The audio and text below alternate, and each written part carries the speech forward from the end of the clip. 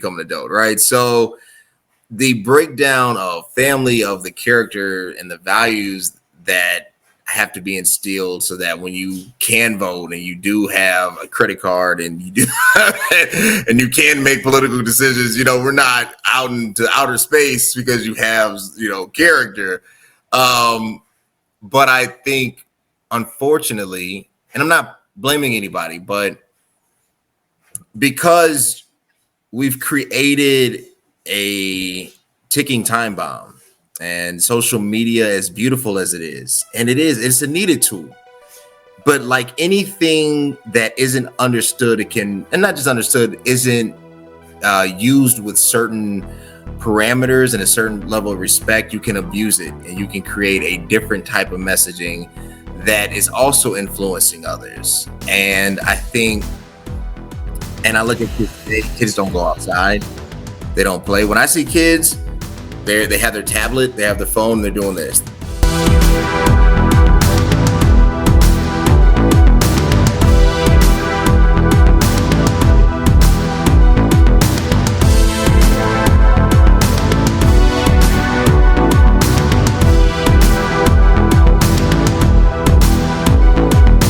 Ready to work out? Before you start, heavy or not, you want to go ahead and use your superpower to give you that strength and energy to make it through your workout. Get you some. Y'all, welcome back to another episode of the CVMK Show. I'm super excited because it's Saturday. You're watching it and it's not Saturday, but for me who's recording this is Saturday. Just got done with the gym. Shout out to my trainer. Of course, no workout would be complete without the superpower pre-workout. I got it with me, y'all.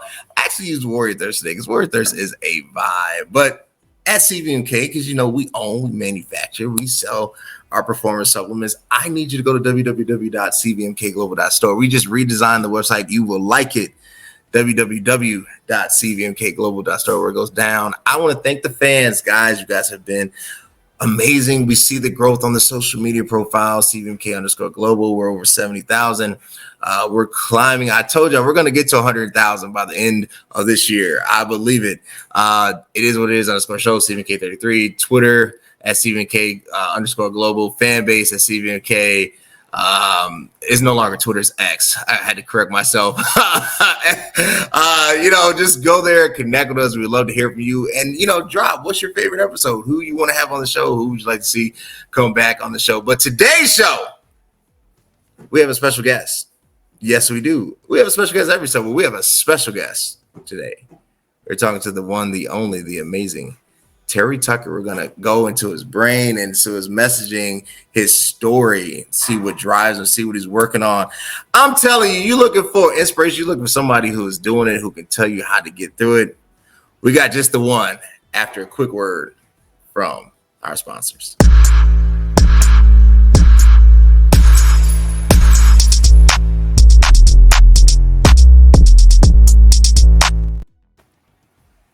Terry, how you doing today, man? I am great, Cody. Thanks for having me on. I'm really looking forward to talking with you today. Same here, Terry. First of all, thank you so much. Look, when you connect with guests, it could go either way. I've had some great connections. I'm like, man, that was amazing. We hit it off, we talked, we connected, and then some guests you were like, man, I'm glad that was over with. So this isn't one of those episodes. Terry's been absolutely amazing since we connected, responsive. I'm super excited about his story. His story is what stood out to me. The transparency of it all, things that he's working on. So for them that do not know, they might not be as familiar with you. Terry, tell us a little bit about yourself. So grew up on the south side of Chicago. I am the oldest of three boys. You can't tell this from looking at me or from my voice, but I'm 6'8" tall and actually went to college on a basketball scholarship at the Citadel in Charleston, South Carolina, despite having 3 knee surgeries in high school. When I graduated from college, I moved home to find a job. I'm really going to date myself now, Cody, but this is long before the internet was available to help people find employment. Fortunately, I found that first job in the corporate headquarters of Wendy's International, the hamburger chain, in their marketing department. That was the good news. The bad news was I lived with my parents for the next 3.5 years as I helped my mother care for my father and my grandmother, who were both dying of different forms of cancer. Profession, as I said, started out at Wendy's. Then I went to work for the hospital that cared for my father and my grandmother. Then I made the major pivot in my life and became a police officer. And part of what I did in my law enforcement career was I was a SWAT hostage negotiator. After that, I started a school security consulting business, coached girls high school basketball. But for the last 12 years now, I've been battling a rare form of cancer, a rare form of melanoma. And then finally, my wife and I have been married for 31 years. We have one child, a daughter, who's a graduate of the United States Air Force Academy and is an officer in the new branch of the military, the Space Force. Sick. Well, first of all, I don't know where to start. Sorry about your losses, but at the same time, thank you for your service as a police officer, and just serving the community, putting your life, at risk to serve the United States, the country as a whole, communities as a whole. And then, thank you to your daughter for serving this country. The Space Force is cool. I don't meet a lot of people from the Space Force, so that's probably be an episode we need to have. Like, what do you do in the Space Force? I would need to know, So I want to start here. I dealt with caring for my dad when I was a teenager. He ended up dying of colon cancer, and dealing with that is, cancer is like any disease. Sickness is a real thing. It's a very traumatic thing. It's an emotional thing. When you love somebody who is dealing with sickness, you partake in their sickness. You get to see them at their highs, their lows, their in-betweens. And then I always say you get survivor's remorse. And that's a hard feeling. It's like a part of it. You feel guilty, and then you can. I'm not saying that you do, but you can. You feel guilty, like, man, why them? And then you start dealing with your own health consequences, and you wonder, like, man, is this bad luck? Like, what is it? How have you been dealing with that? You said the last 12 years, right? Dealing with your own kind of challenges and persevering through that. Yeah, it's a great question. I learned a lot from my father. My father had end-stage breast cancer back in the 1980s, and they really didn't know how to treat a man with breast cancer back then. Yeah. So they pretty much told him to go home and die. And he lived another 3.5 years, and I believe he did because he had a purpose. He had something to do other than sit around and say, look, woe is me. This is a terrible fate that I've been dealt. And I kind of sort of tucked that in the back of my mind and said, well, when it's my time in the barrel, I need to have that purpose. And so that's what I've been doing. When I was diagnosed in 2012, I was told I'd be dead in 2 years. And so I thought, well, you gave me a death sentence. Maybe I can turn that death sentence into a life sentence. And that's really what I've been trying to do for these last 12 years. I mean, it's having a purpose. It's having something to do. I do a lot of podcasting. I do a lot of writing. I do a lot of things that I'm capable of doing now because I don't have a left leg. I had my left leg amputated because of cancer, and I still have tumors in my lungs. So, I spent a lot of my life being physical. I was a college athlete. I was a police officer. I was on the SWAT team, and now I'm in a wheelchair and I don't have a left leg. And I balance those two by basically saying, when you can't do what you're good at, you do what's important. And that's what I'm trying to do for the last 12 years. So that shift, that's if you can't do what you're good at, you do what's important. That's a psychological shift that it's hard to settle that in you. Like, like I have to do what is important, even if I can't do what I'm good at. To get to that point, was there any point before you made that flip that you were like, screw this? You know what I'm saying? Like, because, I'm a type 1 diabetic. I have my pump, I have my Dexcom right there on my arm. People stop me in the gym all the time because they don't know if it's feeding me testosterone or whatever. So I just get a bunch of questions, I get a lot of just awkward questions, and I just laugh it off. But on the inside, it's like, please stop asking about this medical device on my arm, But it is real, like your mind goes there, right? Like sometimes, and you can have like really good days, and then you're like reminded that you're still sick, right? What did it for you? Like, what made you do that you flipped the coin on the other side? I think it's what I call my 3 Fs, which are faith, family, and friends. Okay. I have a very strong faith in God. And it, it's funny. I've seen people, and I'm sure you have, Cody, that, they start down their road toward a goal or, something they want to do. And then an impediment gets in their way and they can't get over it, around it, or through it. So they quit. But we just don't quit. Now we got to blame somebody. We got to blame our parents or our station in life or our boss. And when I got cancer, a lot of people said, well, oh, you got cancer. That's terrible. Who do you blame? I'm like, well, what do you mean, who do I blame? It's like, well, you must blame somebody because you got cancer. And I've had all 88 genes that doctors know of or suspect cause every form of cancer that we know of. And I have no mutations in any of my genes, which does kind of lead to the question, well, why did I get this? I don't know why I got it. Nobody's been able to tell me that. I don't spend a lot of time worrying about that. But then when people find out you have a faith life, they're like, oh, well, you must blame God because you got cancer. And I'm like, no. And I think I do what you do, because you just told me about, people at the gyms looking at, your devices and stuff and say, what is that? And stuff. You use humor, you kind of deflect it and you make fun of it and things like that. And I do the same thing. I said, no, I don't think God got up on a Tuesday morning, checked his to-do list and said, Terry Tucker, cancer today. But I do think what God has done is given me the strength, the fortitude to move forward, because there have been times, I'll be honest with you, Cody, when they told me I was going to die, that we have nothing to give you other than surgery. They put me on a drug that basically gave me severe flu-like symptoms for 2 to 3 days every week after I took the injection. And I took those weekly injections for almost 5 years. So imagine having the flu, and I'm talking about a bad case of the flu, for 2 to 3 days every week for 5 years. And that wasn't a cure. That was just, we're kicking the can down the road and trying to buy you more time. And I remember during that whole experience, I prayed to die because I thought there was a difference between living and not dying. And I felt I was sort of in the not dying camp. So it was like, look, God, I'm not contributing. I'm not doing anything. Just take me out of this. Just get me out of this. And he didn't, but he gave me the strength. And I'll give you one last story here. So after I had my leg amputated, I found out these tumors in my lungs.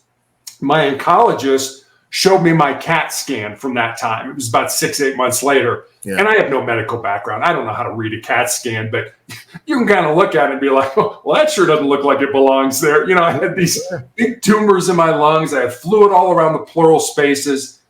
And I remember looking at my doctor and saying, how was I alive? And Cody, I'll never forget this. He put his head down.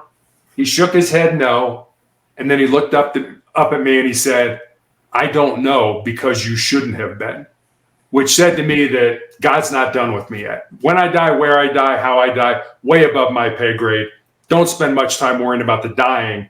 Spend more time worrying, concentrating on the living part. I like that. Concentrating on the living part. Look, when we cut back from this break, we're going to talk about what does life really look like. Like when we make that switch, when we're not focusing on what we're good at, but what we're called to do, the purpose in which we're called, how do we do it, and how do we go forward? After a quick word from our sponsors. There's a hero in all of us waiting to be unleashed. All it takes is just that one last push. Activate the hero within with CVMK Global Supplements. All natural, steroid-free, designed to enhance performance, build muscle, and increase energy. You are unstoppable. You can do this. Become your own hero at www.cvmkglobal.store. Y'all, I got with me Transform vanilla. Is this vanilla? It is vanilla. The vanilla plant-based protein. Got it with me because I need to recover after this. I'm super sore. It's arm day to day. I can barely lift. So the camera zoomed in because I don't want you to see. My arms are just really shot right now. But look, www.cvmkglobal.store. .store where it goes down. I'm telling you the best. We're creating the new Nike. You got to go there. www.cvmkglobal.store. Okay, so I'm not focusing on dying, focusing on living. That shift is so needed, yet I don't think most individuals even have the desire to, like I said, I think most people are waiting to die in some sense, and it's a little sad. And regardless of sickness, when they're just a frustration of life, of station, they start doing what I call slow kill stuff, right? Poor eating habits, the lack of exercise, all these things to really create a situation where it's going to limit, movement, limit life, and ultimately create some storm that you can't conquer. We don't label it as such, but I think I've always said this, people die before they die. And I really do believe that, right? Unless it's something tragic that was just, unforeseen. But to shift to a life mindset, like I'm living, like, no, next year doing this, by year 5, this will be established. You're doing a life mindset that is, I won't say hard, but I would say easier said than done. What does that look like? What, like that model for you? What goes into it, and what does it look like? Yeah, it really is for me about connection. And I've listened to some of your other podcasts, and I've heard you talk about this as well. One of the nurses that cares for me now, when I go to the hospital every 3 weeks for medication for the tumors in my lungs, and one of the nurses that cares for me used to be a hospice nurse. And for those of your audience who don't know about hospice, it's people who take care of others at the end of their life. Right. And she recommended a book to me. And the book was called Imagine Heaven. And it's about people who had near-death experiences. And the interesting thing there were a lot of interesting things about it, but one of the things that I really gravitated towards was whoever the person saw during their near-death experience, whether it was Jesus or Allah or a saint or an angel or a friend or a relative, the one question that everybody got asked, almost everybody got asked, was, how do you treat my people? It wasn't, did you cheat on your spouse? Did you cheat on your taxes? Did you embezzle money from your partners in your business? It wasn't those. Not that those are things you shouldn't do, sure, but it was, how do you treat my people? And I go back to, when Jesus was asked, what's the most important commandment? Well, love your God before everybody else. And what's the second? Love your neighbor as yourself. So how do we take care of each other? How do we connect with each other? And that's really what it is for me. I'm never going to be remembered. 100 years from now, nobody's going to remember I was here. But what I want to be remembered for are the connections that I had with other people. And I find, and I don't want your audience to think that I don't have bad days. I do. I get down, I cry, I feel sorry for myself. I think, woe is me. Don't get me wrong. I have those days. Yeah. But when I do that, I'm looking internally. I'm looking at me. Woe is me. Look how terrible my life is. And I find a very easy way to get rid of that is to go help somebody else, to go connect with somebody else, to just say hi to somebody. Hey, you want to have a cup of coffee? How are things going? You don't look like you're having a good day. Now, all of a sudden, I'm not focused on me. I'm focused on making a difference in another person's life. So it's that connection for me that really keeps me going. Why is it so hard to connect? Why are people so disconnected? So you're absolutely correct. So it's in Matthew, but it's also in Luke. So Jesus talks about the parable of the Good Samaritan, right? And basically, person is traveling on the road, comes into basically gang and gets beat up, left for dead. And, 3 people pass him by. One is super, super religious, doesn't do a thing for him. Another one, they're connected ethnically. They doesn't do a thing for them. And then there's this person that has no connection, not religiously, not ethnically or anything, and pays for his doctor bill, pays for his stay, feeds him, nurses him back to life. And this is highlighted as the Good Samaritan, right? Like, why is it so hard to build that connection? It seems like everything wants us to disconnect. Our politics want us to disconnect. And I get it. I'm not for the kumbaya. I get that. I'm not an idiot, right? But I'm just saying, like, but now it's adversarial. Why is that? I think a lot of it goes back to our the early parts of our life, because you connect with people based on your values. People mean something to you. You know, that they're important. Life is not all about you. I mean, one of the things I learned from playing team sports, you know, and I started playing basketball when I was like 8 or 9 years old and played all the way up till I was 21 when I graduated from college. And what I learned from team sports, and for me it was sports, I think it can be whatever team you're on, and we're all on different teams, is the importance of being part of something that's bigger than yourself. Right. You know, you realize on a team that if you don't do your job, not only do you let yourself down, but you let your teammates down, your coaches down, your fans down, etc. And if you think about it, the biggest team game that we all play is this game of life. So I think you have to know what you value in life. And you learn that at the beginning of your life. I remember I went to work for Wendy's, my first job out of college. My second job was, as I mentioned, was in the hospital. In between that, I interviewed for a packaged goods company. And I remember I spent 90 minutes, an hour and a half, interviewing with the senior vice president of marketing. And we spent the entire time talking about my life, basically from birth till I graduated from college. And when the interview was done, you know, he stood up and I stood up and I said, I've got to ask you, you never asked me one question about marketing, about business, about how I would get along with the team. I said, I've got to ask you about your interview style. Would you mind explaining it to me?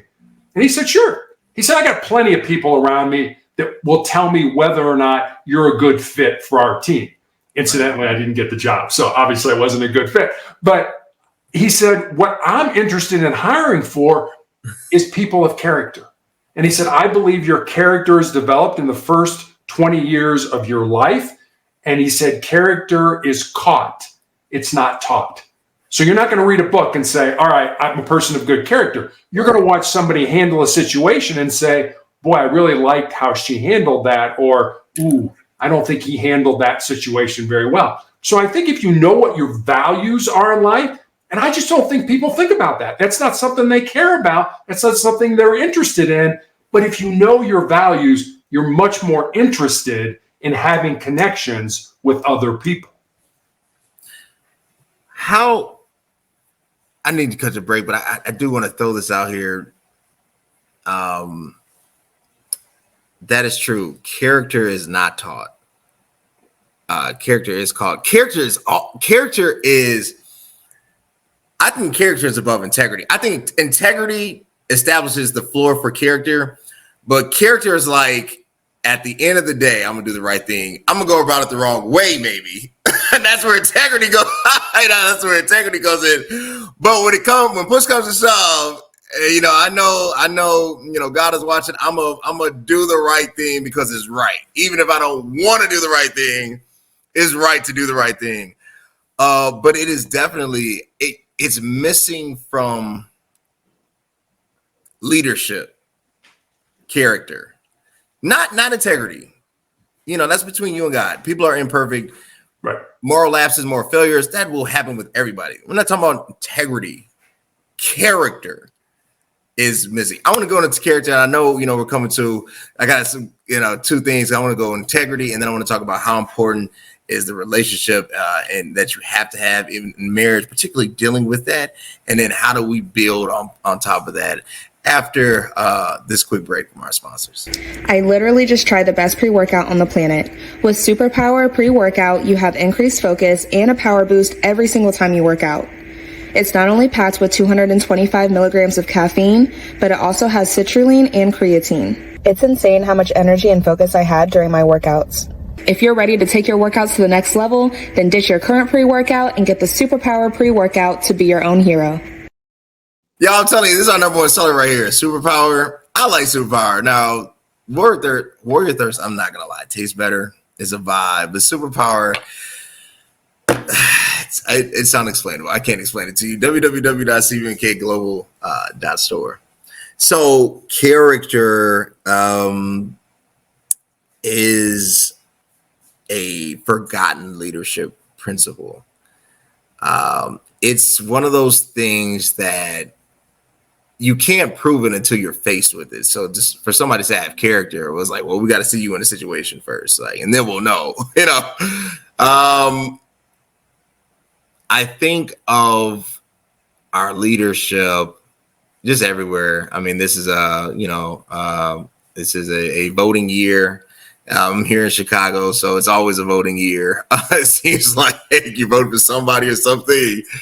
But what is missing, regardless of the vision or ideology, is I feel like there's an absence of character. And what I mean by character, I don't mean like people doing shady things. I mean like safety. Like I trust, right? Like I trust in that, right? Like there's a certain comfort that you have when you trust the leadership. You know, like, yeah, I know they're not gonna do everything correctly, but I know they're never gonna go past point A.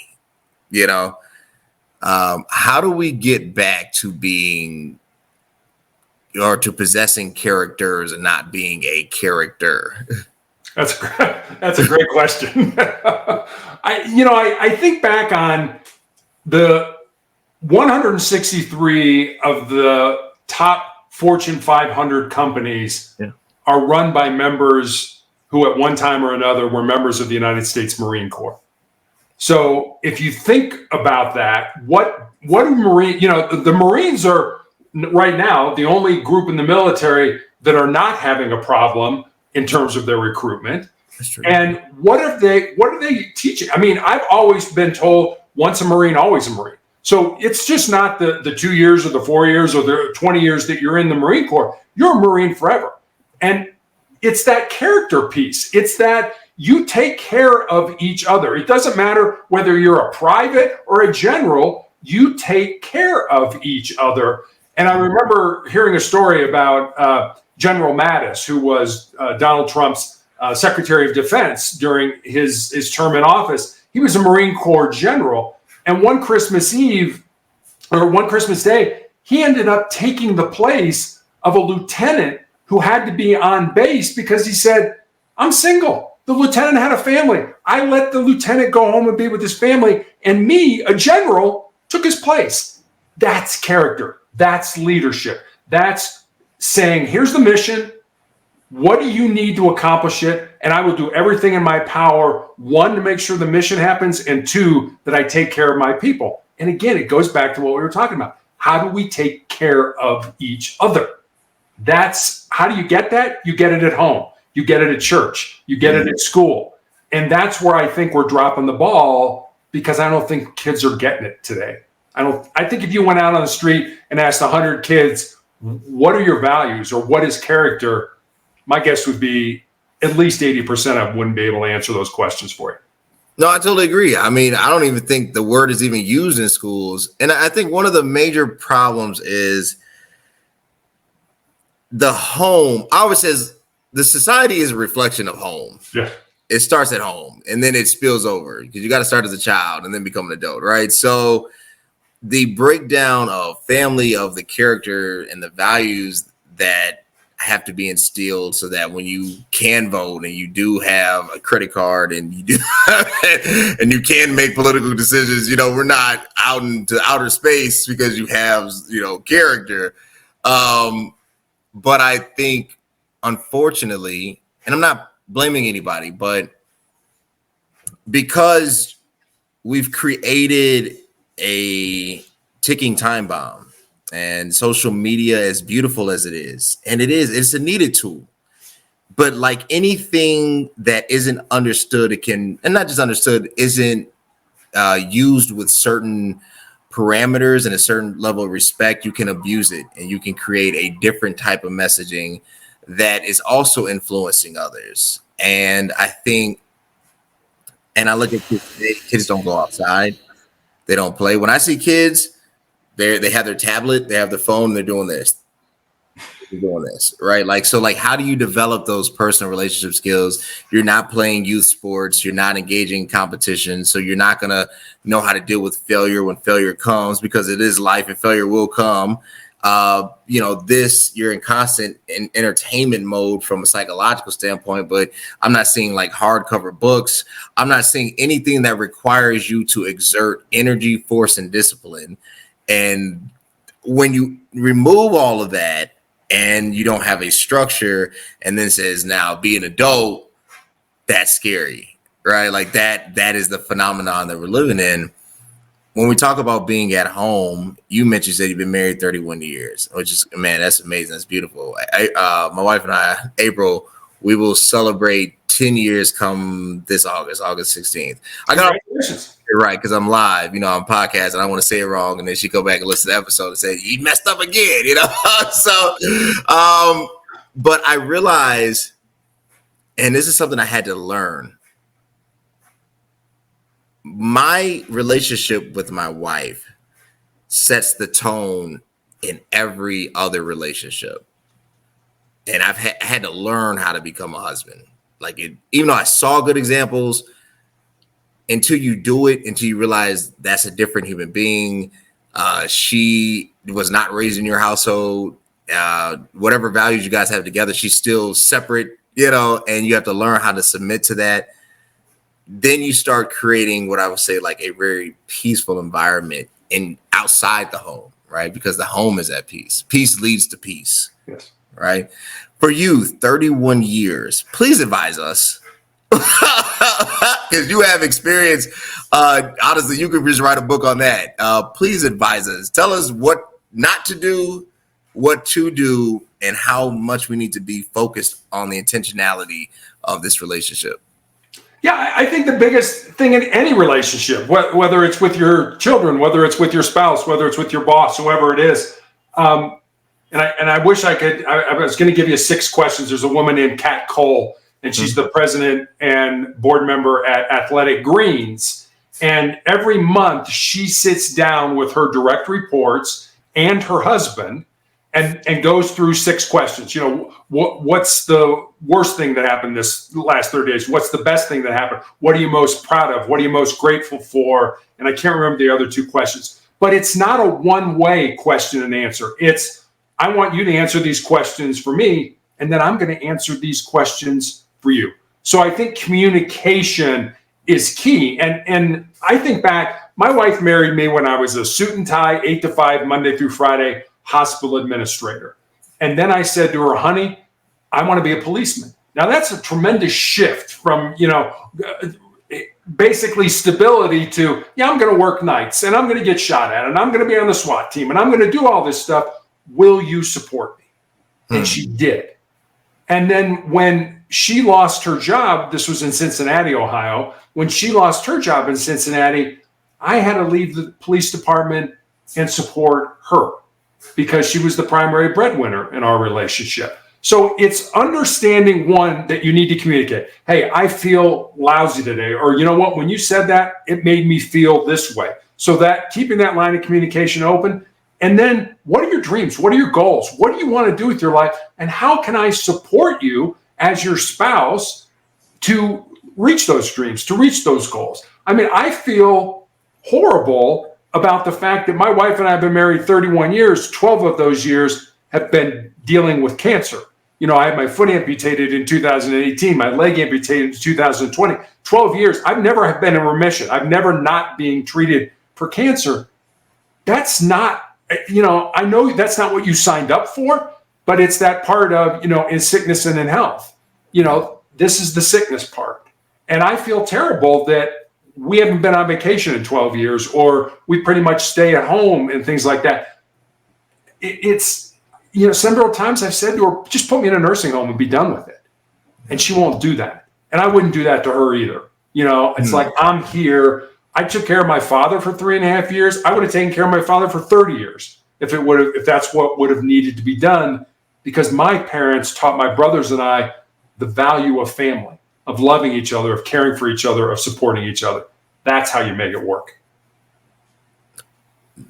That was worth the whole podcast right there. That was worth the whole episode. That was amazing. We got one more break. I'm gonna hit you with the last question. I'll throw it out before, and I'll touch base on it again. You shifted to this. I was just thinking about what you're saying. I'm trying to digest it. You are grateful that God has placed. God has given you a wife that has been with you on this journey, and the journey has roller coaster moments, up, down, in between, jerking at times, but always moving forward, right? And the cool thing about the roller coaster, what I've learned is that even when you're cranking up, like the thing about it is that the true value of the roller coaster, the true experience, is actually in the drop. It's not, it's not waiting in line. It's not as the thing gets to the top. It's literally that moment when you can see the whole amusement park. You can see everything, especially on like those super duper, high height altitude roller coasters. So I want to end on this when we go back, the next phase of vision, right? Because I believe you got more life to live. Seeing it at the top, right? After a quick word from our sponsors. Unfortunately, every day is not a day of spring. Life is filled with toxic temptations designed to entice you, to destroy you, to manipulate you, to poison you, to harm you, to cancel you, and to make you sick. And at CVMK, we've designed supplements so that you can fight back. You can be who you were destined to be. You can unleash the hero within with our signature supplement line. Go to www.cvmkglobal.store.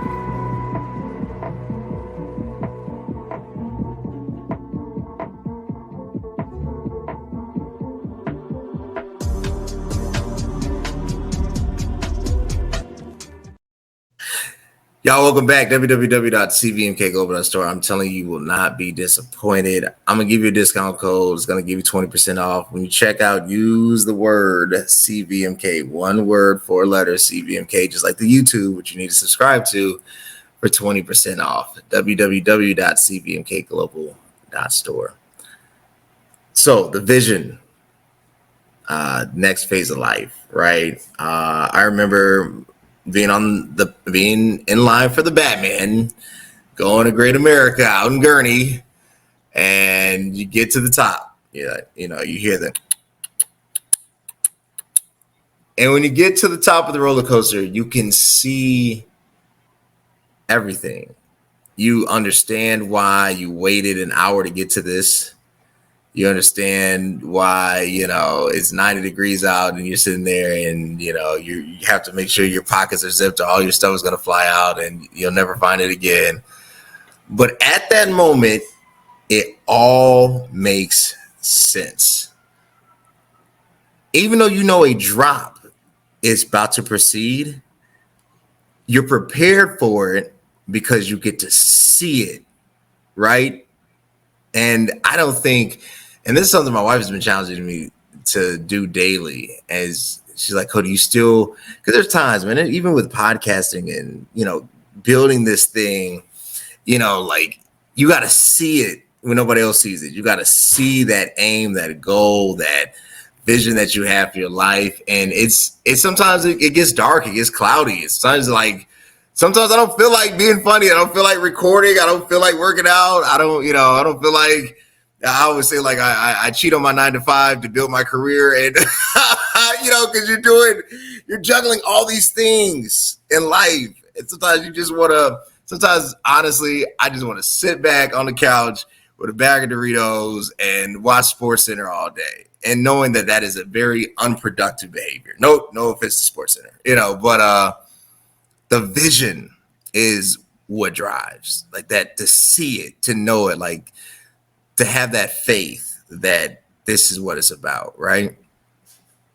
Terry, and my last question to you, what is the vision for your life now? Like, you going forward, what is that vision? What are you trying to accomplish?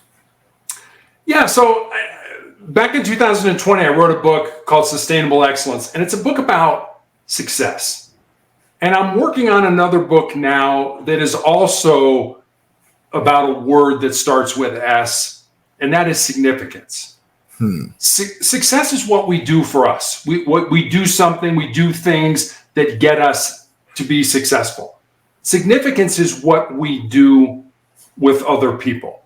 And I remember there was a television host, a guy by the name of Fred Rogers, Mr. Rogers' Neighborhood. You've probably heard of him. Most people have. Yeah. When Fred Rogers died in 2003, his family was going through his effects, and they found his wallet. And inside his wallet was a scrap piece of paper on which Mr. Rogers had written 4 simple words: life is for service.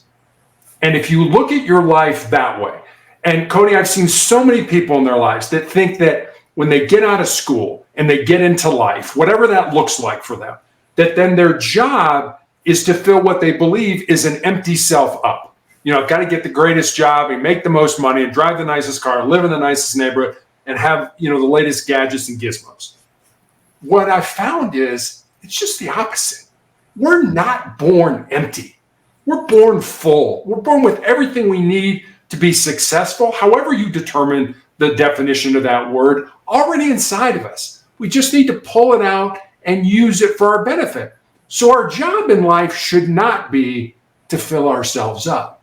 Our job in life should be to empty ourselves out with our unique gifts and talents, certainly for the betterment of ourselves and our families, but also for the betterment of our friends, of our community, of our country. And when you make that shift, when you realize that there's never going to be enough stuff to fill you up, you're never going to be fulfilled or happy, it's not what I get, it's what I give. Now, when you start giving of yourself, it's amazing how focused your life can be. And whatever that looks like for you, it's going to be different for you than it is for your wife, than it is for me. Yeah. But now all of a sudden, that end of the road, so to speak, is absolutely focused, because it's every relationship I have, everything I do. Is it getting me to the point where I'm connecting with human beings? We brought this full circle. We started out talking about that. Are we connecting with each other? And when you give of yourself, that's exactly what you're doing. I like it. Terry, this has been an absolute honor. I've enjoyed this. Where can they connect with you? I know you said you're writing the book Significance. When it comes out, where can they find it and buy it? Yeah. Well, first of all, Cody, thanks for having me on. I really have enjoyed talking with you today, and I appreciate this opportunity. You can get in touch with me at motivationalcheck.com. You can leave me a message there. Sustainable Excellence is available anywhere you can get a book online: Amazon, Barnes & Noble, Apple iBooks. The next book I'm hoping will be the same place: Amazon, Barnes & Noble, Apple iBooks, wherever you get a book online. So just look for Terry Tucker. It's easy right now. I don't have a title for the new book yet. So we'll see what happens.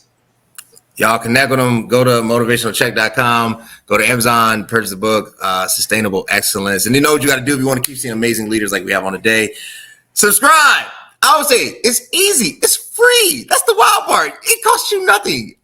Just hit the like button, the bell, the notification. 1 word, 4 letters, CVMK. Go to Instagram, CVMK_global. It is what it is _show. CVMK33 for the personal page. Fan base, CVMK. CVMK_global. TikTok, we're still having TikTok after this legislation has been passed. CVMK Globe. And we're the best. And I do mean the best supplements. www.cvmkglobal.store. And until next time, guys, Thanks. If you think exercise alone got me looking like this, well, think again. CVMK Global Super Thick got me right. I'm obsessed, and yeah, I won't stop talking about it because it helped me grow in all the right places. Its creatine provides a fast and reliable way to increase your power, size, and shape, and it's scientifically proven to help you reach your physical goals in a safe, controlled manner. So if you want to increase muscle size, pump, and thickness in your muscle groups, you need Super Thick.